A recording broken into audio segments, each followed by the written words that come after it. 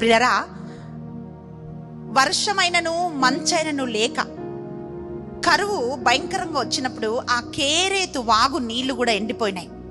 అప్పుడు ఇవి ఎండిపోయాయి కదా, నేనేం చేయాలి అని ఎలియా టెన్షన్ పడలేదండి.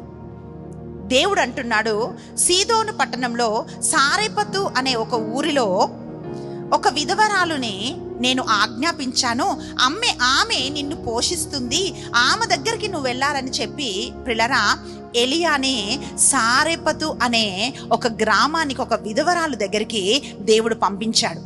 అంటే నెక్స్ట్ నేను ఎక్కడికి వెళ్ళాలి, నెక్స్ట్ నేను ఏం చేయాలి అని చెప్పి ఎలియా ఆలోచన చేయలేదు, ప్లానింగ్స్ వేయలేదు. కానీ ఎక్కడికి ఎలియాని నడిపించాలో దేవుడే ఎలియాని నడిపించాడు.